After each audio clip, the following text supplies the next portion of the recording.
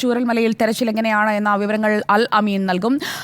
അമീൻ, ചൂരൽമലയിൽ കഴിഞ്ഞ ദിവസവും തെരച്ചിൽ നടത്തുന്നുണ്ടായിരുന്നു. അതോടൊപ്പം തന്നെ സാങ്കേതികമായി പരിശോധനകൾ നടത്തി ഒരു സ്മാർട്ട് ഡിഗിങ്ങിലേക്ക് പോകുമെന്നാണ് അവിടെ ദൗത്യസംഘവും ഇപ്പോൾ എടുത്തിരിക്കുന്ന തീരുമാനം. സേനാ വിഭാഗങ്ങളുടെയൊക്കെ പരിശോധന, അതോടൊപ്പം തെരച്ചിൽ, അതെങ്ങനെയാണിപ്പോൾ?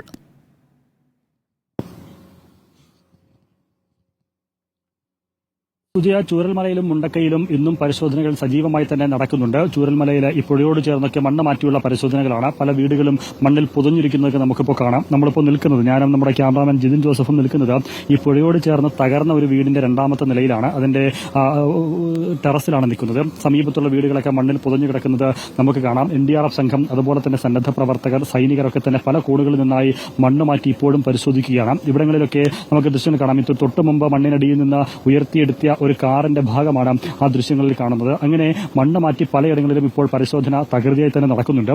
പ്രത്യേകിച്ച് ഇന്നലെ ഐബോട്ട് പരിശോധനയൊക്കെ നടത്തി, റഡാർ പരിശോധനയൊക്കെ നടത്തി ചില സിഗ്നലുകൾ സ്പോട്ട് ചെയ്തിരുന്നു. ആ സ്ഥലങ്ങളൊക്കെ മാർക്ക് ചെയ്തിട്ടുണ്ട്. അത്തരമിടങ്ങൾ കേന്ദ്രീകരിച്ചും പരിശോധന നടക്കുകയാണ്. ചൂരൽമലയിലും മുണ്ടക്കയിലും പുഞ്ചിരിമട്ടത്തും ഒക്കെ തന്നെ സമാനമായ രീതിയിൽ നേരത്തെ സൈനികർ പരിശോധന നടത്തിയിടങ്ങളിൽ ഇന്നിപ്പോൾ NDRF സംഘം വീണ്ടും ഒരു പരിശോധന നടത്തുന്നു. നേരത്തെ NDRF സംഘം പരിശോധന നടത്തി മടങ്ങിപ്പോയ സ്ഥലങ്ങളിൽ സൈനികർ പരിശോധന നടത്തുന്നു. അങ്ങനെ ഒരു റിവേഴ്സ് സെർച്ചിങ് എന്നുള്ള രീതിയിൽ തന്നെയാണ് ഇപ്പോൾ നടക്കുന്നത്.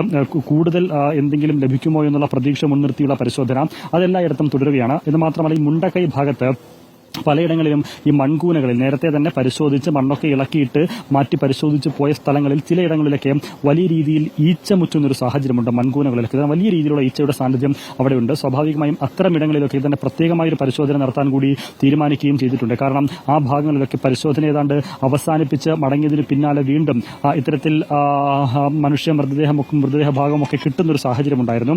അതുകൊണ്ടുകൂടിയാണ് അത്തരം ഇടങ്ങൾ കേന്ദ്രീകരിച്ച് വീണ്ടും പരിശോധന നടത്താൻ തീരുമാനിച്ചിരിക്കുന്നത്. നമുക്ക് കാണാം, ചുറ്റുഭാഗത്തും നിരവധി ആളുകൾ ഇപ്പോഴും തുടരുകയാണ്. പരിശോധനകൾ ആ അർത്ഥത്തിൽ തന്നെ മുന്നോട്ട് പോവുകയും ചെയ്യുന്നുണ്ട്.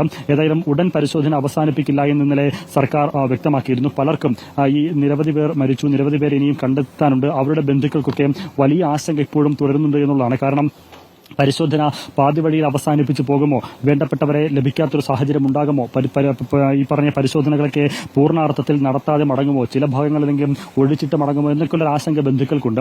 എന്നാൽ അങ്ങനെ ഒരു ആശങ്ക വേണ്ട എന്നുള്ളതാണ് സർക്കാർ ആവർത്തിച്ച് വ്യക്തമാക്കുന്നത്. പക്ഷേ എന്നാൽ പോലും എത്ര കാലം ഈ പരിശോധന ഇങ്ങനെ നീട്ടിക്കൊണ്ടുപോകുമെന്നുള്ളതും ഒരു പ്രധാനപ്പെട്ട ചോദ്യം തന്നെയാണ്. ഏതായിരുന്നാലും ഒരു ഉത്തരം കിട്ടുന്നതുവരെ പരിശോധന പൂർണ്ണാർത്ഥത്തിൽ കൊണ്ടുപോവുക സാധ്യമല്ല. പക്ഷേ എന്നാൽ പോലും ബന്ധുക്കളെ തൃപ്തിപ്പെടുത്തും വിധത്തിലുള്ള ഒരു പരിശോധന ഏതാണ്ട് എല്ലായിടങ്ങളിലും ബാക്കി വയ്ക്കാതെ അരിച്ചുപറയ്ക്കുന്ന പരിശോധന, അത് തന്നെയാണ് ഇപ്പോൾ നമ്മൾ ദൃശ്യങ്ങളിൽ ചൂരൽമലയിൽ കാണുന്നത്. മുണ്ടക്കയിലും സമാനമായ രീതിയിൽ സൈനികർ ഉൾപ്പെടെ നിന്ന് പരിശോധന നടത്തുകയും ചെയ്യുന്നുണ്ട്. ഇതിന്റെ തുടർ ആക്ഷൻ പ്ലാൻ എങ്ങനെയായിരിക്കണം എന്നുള്ള കാര്യത്തിൽ ഇന്ന് മന്ത്രിസഭായോഗം ചേരുകയാണ്. മന്ത്രിസഭായോഗത്തിന് ശേഷം അതിന്റെ ഒരു തുടർ മുന്നോട്ട് എങ്ങനെ പോകണമെന്നൊരു ആക്ഷൻ പ്ലാൻ ഒരുപക്ഷെ വന്നേക്കും. ഏതായിരുന്നാലും വരും ദിവസങ്ങളിലും ഈ പരിശോധന തുടരും. അതോടൊപ്പം ഞാൻ ഇന്നലെ പറഞ്ഞതുപോലെ റഡാറും ഐബോർഡൊക്കെ ഉപയോഗിച്ച് നടത്തിയ പരിശോധനയിൽ സിഗ്നൽ സ്പോട്ട് ചെയ്ത സ്ഥലങ്ങളൊക്കെ മാർക്ക് ചെയ്തിട്ടുണ്ട്. അവിടങ്ങളിലും പ്രത്യേക പരിശോധന നടത്തും.